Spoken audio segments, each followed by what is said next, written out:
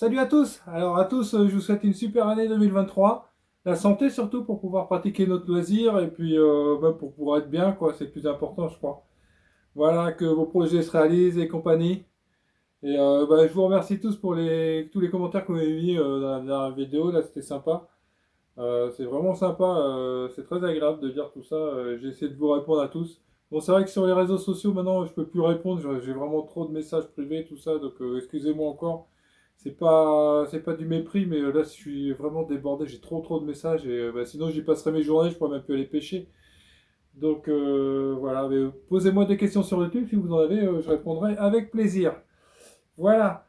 Donc bah, dans cette vidéo, je vais vous expliquer un peu, comme vous avez été nombreux à me demander le montage que j'utilise pour le SAR, donc je vais vous l'expliquer là dans cette vidéo. Je pense que vous allez être déçus parce que c'est très simple. Mais voilà, moi c'est le montage que j'utilise, je vais vous expliquer tout ça. Alors petite parenthèse, il y a une chaîne YouTube Jeff Defray Fishing and Shooting parce qu'il fait de la pêche et de la vidéo. Il a 200 vidéos déjà. Donc c'est une chaîne qui est déjà bien costaud avec pas mal de trucs. Moi j'adore. Ce que j'aime c'est sa liberté. Lui, il se permet, il vous dit tout ce qu'il pense et ça c'est très agréable parce que c'est assez rare sur YouTube. Donc là en même temps que ma vidéo sort, il sort sa vidéo qui s'appelle J'aime la chaîne 2 et Thibaut Pêche bien sûr. Donc c'est la troisième qu'il fait sur une chaîne. Donc regardez-les, hein, franchement c'est intéressant. Ça permet de connaître d'autres chaînes. Puis c'est assez drôle. Ses commentaires sont vraiment sympas. Voilà, donc je vous mets le lien dans la description de la vidéo, comme d'habitude. Tout le matériel, à chaque fois que je pêche, il y en a beaucoup qui me demandent, vous avez dans chaque vidéo le matériel avec lequel je pêche, en général, je le mets en bas. Et bah là, ce serait pareil, ça va être pareil hein, pour le SAR, tout ça. Je vais vous expliquer mon montage rapidos. C'est très simple. Et puis, je vais vous mettre quelques images de mes dernières sorties. C'était le 1er janvier. Voilà, pêche au SAR. Premier poisson de l'année qui fait très plaisir. Voilà, allez, c'est parti! Donc pour la pêche du sard, moi j'utilise deux ensembles en général. Donc un premier ensemble, celui que j'utilise le plus, c'est celui-là. Donc vous le voyez généralement quand je pêche bah, sur les falaises, tout ça. C'est une canne de Décathlon. Elle est super bien, je l'aime bien celle-là. Elle fait 5 mètres de long et elle fait une 10-100 grammes. Donc bon, c'est assez large. Et surtout, c'est une canne qui est, la pointe elle est assez fine, elle est très légère et elle permet de soulever des poissons jusqu'à 2 kilos. C'est ce qu'ils disent et franchement, vous voyez, tous les poissons que je remonte, il y en a même qui font un peu plus de 2 kilos, ça passe. J'espère qu'elle ne cassera pas un jour. Pour l'instant, elle a remonté pas mal de poissons et ça c'est super. Et dessus, j'ai mis un moulinet. Alors là, c'est un pen, c'est le Spin Fisher en 3500. Donc pour l'instant, c'est vraiment le seul remoulinet spinning qui m'est résisté. Vous voyez, même celui-là, là, ça c'est un BG60, c'est un moulinet qui est réputé. Bah, je l'ai éclaté quoi, en remontant des poissons. Donc celui-là, il tient la route.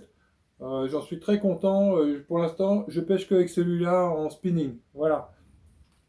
Et deuxième ensemble que j'utilise, alors là, c'est quand je suis au ras de l'eau ou qu'il y a beaucoup de vent, je ne peux pas prendre l'autre parce que l'autre, quand il y a vraiment du vent, elle part sur le côté, elle peut m'entraîner même.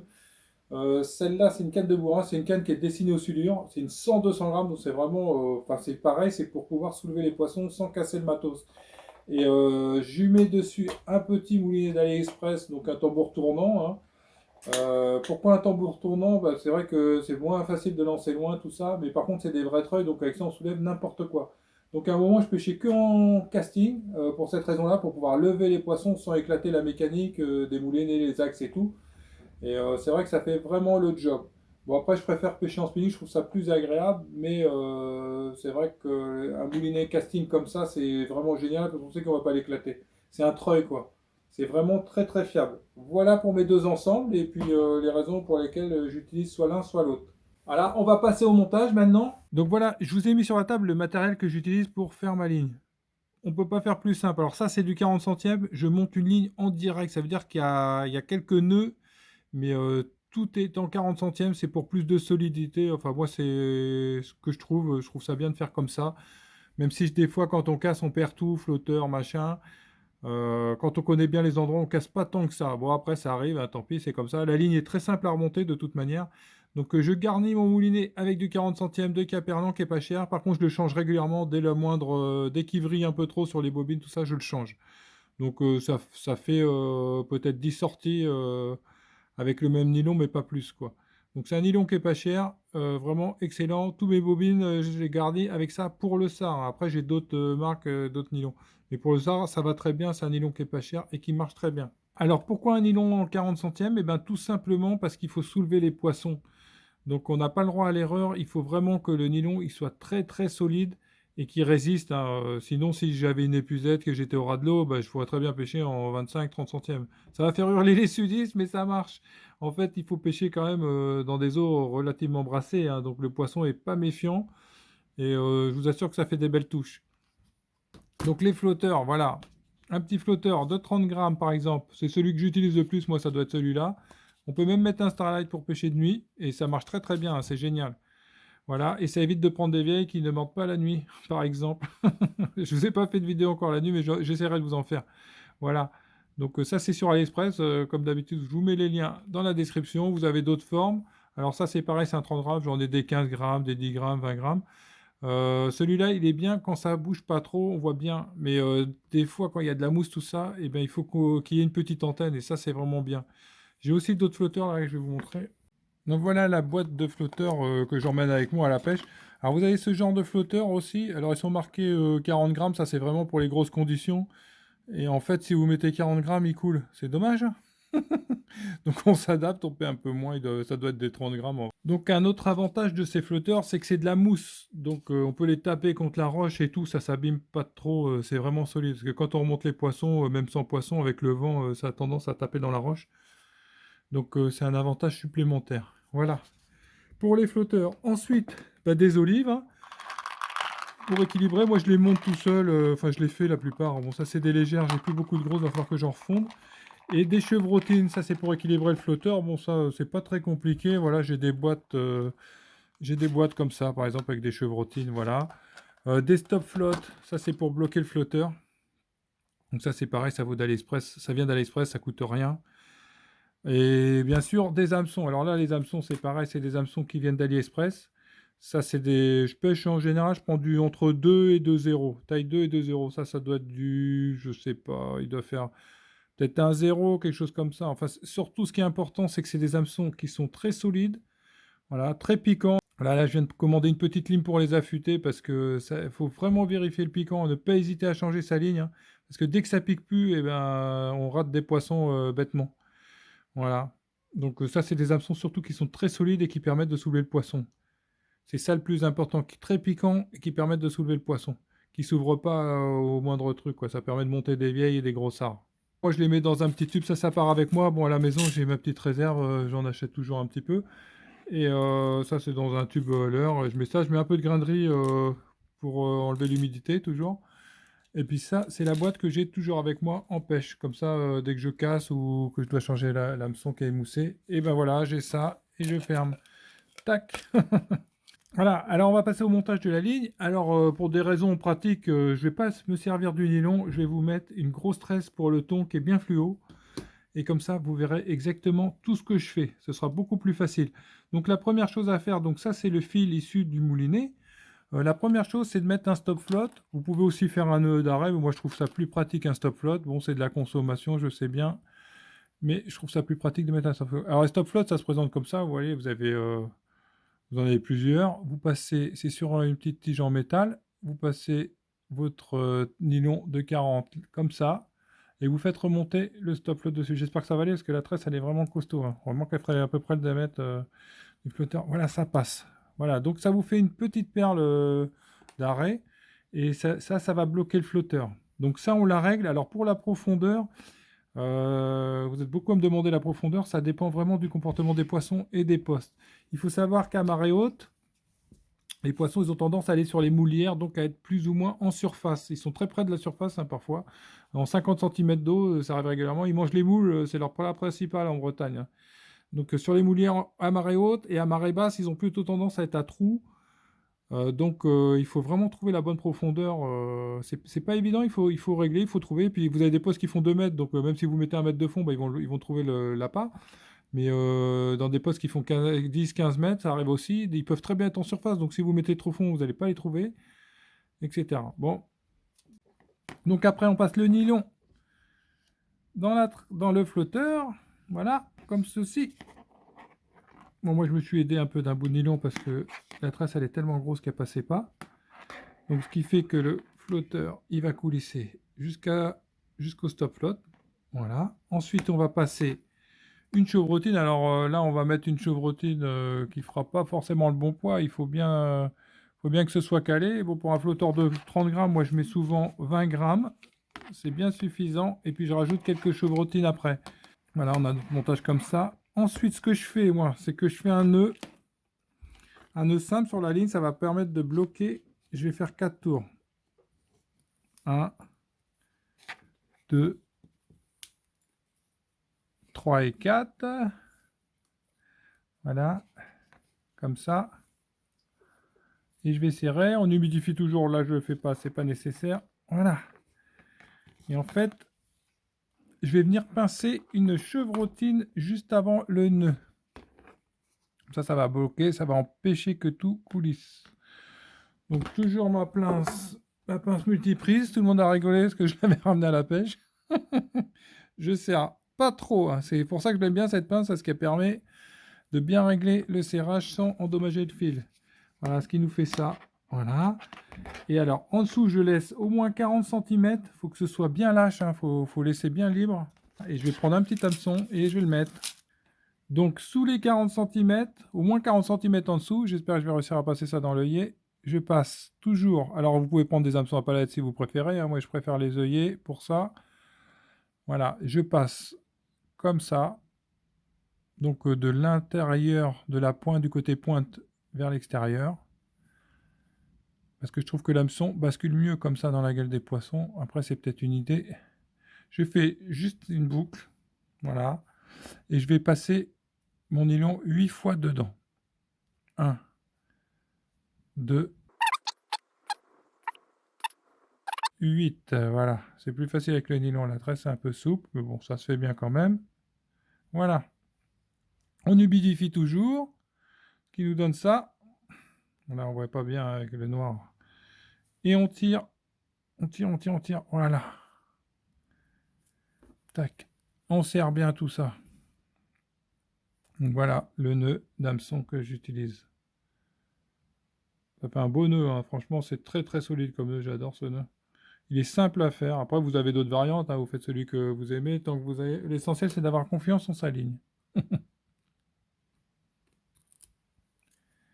Et voilà. Donc, on se retrouve avec une ligne avec l'hameçon. 40 cm au moins. Là, j'ai au moins 60. Hein. Un nœud. Donc, il n'y a que 2 nœuds hein, sur la ligne, vraiment. Pour bloquer la chevrotine. Ma petite olive qui est en fonction du flotteur. Là, donc là, je mets 20 grammes environ pour un flotteur de 30 grammes, mais vous pouvez mettre 30 grammes hein, et mettre un toute petite chevrotine. Hein. Voilà. Et mon stop flotte.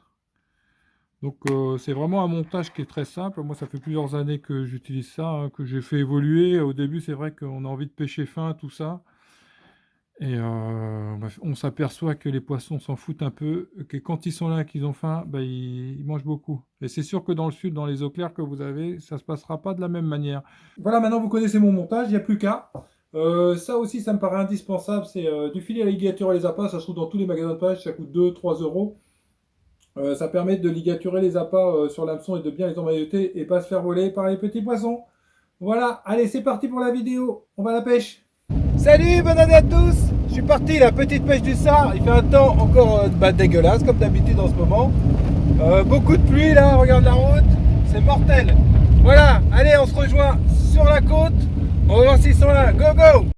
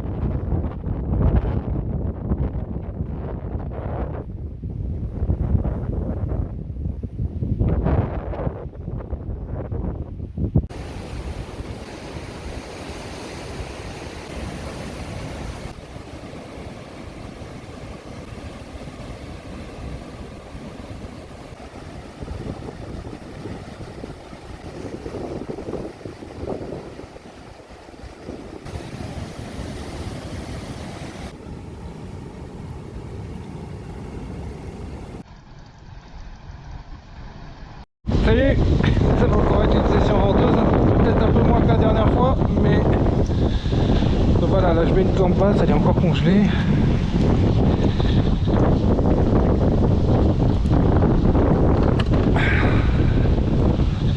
On va allumer la deuxième caméra et on y go. Allez, regarde ces belles vagues un peu. Il n'est pas bien équilibré mon flotteur, on va le laisser comme ça. On verra. On va bien dévisser le frein.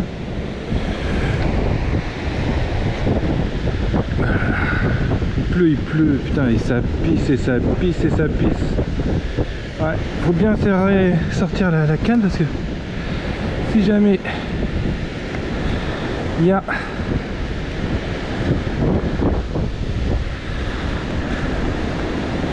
il va bien flotter le flotteur, peut-être un peu trop, mais comme il y a de la mousse, ça sera peut-être pas mal. Je l'ai mal équilibré, il manque quelques grammes quand même. Donc s'ils sont tatillons, on verra, mais dans un jus pareil, c'est ça l'avantage de pêcher quand il n'y a pas trop de... Voilà, bon, j'ai mis ma gambe basse, je vais régler mon fond, je vais pas trop en mettre au début. Alors vous êtes beaucoup à me demander combien de fond je mets, mais ça vous servira à rien si je vous dis combien de fond je mets à l'endroit où je suis, quoi. Comment vous expliquer, des fois ils sont en surface sur les moulières, notamment à marée haute, et puis après bah, ils sont parfois au fond, hein. À marée basse souvent ils sont au fond, ils sont à trou, hein, même. Je vais pas mettre trop de fond, voilà. Allez, va me chercher un petit sargonnet, ça serait cool. Voilà. Impec.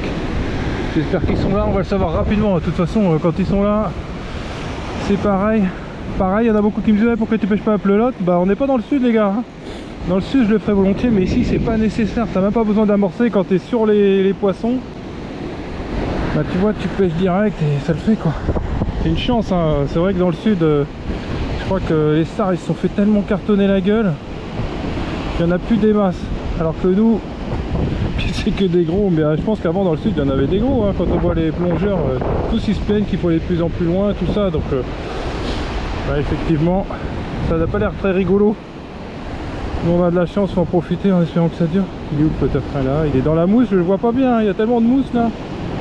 Bim bim, ça bouge bien et tout, les conditions sont juste parfaites, hein. Ça va les gars? C'est cool, hein. On est bien là, maintenant ça y est, il pleut, je suis pas mouillé, mais si les mains sont trempées, le pantalon un petit peu, j'ai pas mis de bas de... Il descend, il me fait chier, j'en ai un truc en kawaii, ça me saoule. Même des cirés, mais je vois plus mon flotteur. Je ne le vois plus, mais je pense pas qu'il est là, il est là. Bon, pour l'instant il n'y a pas de touche, alors j'espère qu'ils sont là quand même. Bon, j'éteins, on se reprend s'il y a des fiches, moi. Je m'en fiche, moi.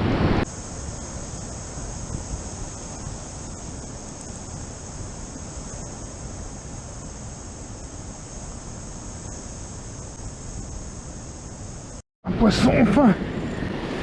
Enfin un poisson les amis, c'est lourd! Aïe aïe aïe! C'est lourd! Ah bah putain, celui-là il se sera fait attendre.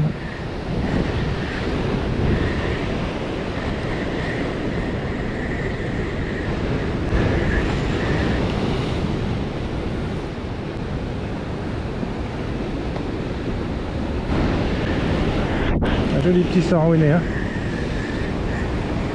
Qu'est-ce que c'était long là aujourd'hui.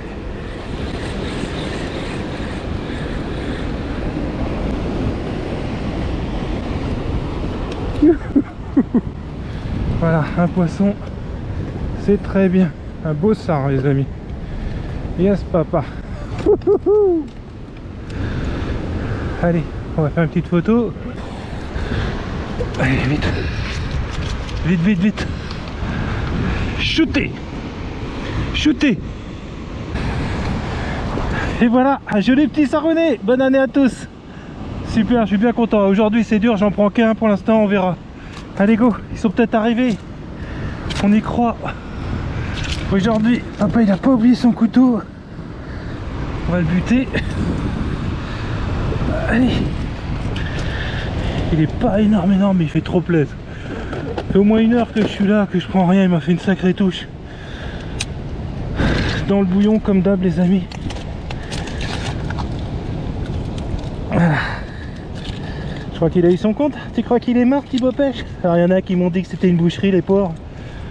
Je sais pas l'état qu'il doit avoir quand il passe devant l'étal du poissonnier. Je sais pas s'ils se rendent compte. Même devant la boucherie. Bon, je vais éteindre ça. Wouhou! Bonne année, ça fait plaisir.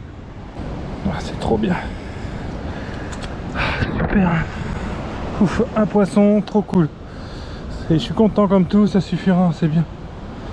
C'est très bien un poisson. Bon, bah encore une super partie de pêche, hein. Je me suis bien amusé. Juste un poisson, bon c'est bien, hein. Je suis très content. J'aurais bien aimé en prendre plus. Ah, après il est joli, hein, regarde. Youhou! Super poisson, un beau petit sard. Et plus que 40, je pense, un peu plus de 40. Pas tellement plus, mais bon, ça fait un beau poisson. Je suis très content, encore un bon moment au bord de l'eau. Moi je vais le vider et puis je vais rentrer. La pêche c'est ça, hein, c'est pas toujours les gros cartons, mais là je suis pas capot et je suis très content quand même. Voilà, on commence bien l'année, on espère en faire un peu plus. Allez, bye. Et bonne année à tous. Thibaut Pêche, au bouquet, hein. Au bouquet, je te dis, l'appât vivant, l'appât naturel Thibaut Pêche. Voilà, 72 cm. Tip tip, Thibaut Pêche.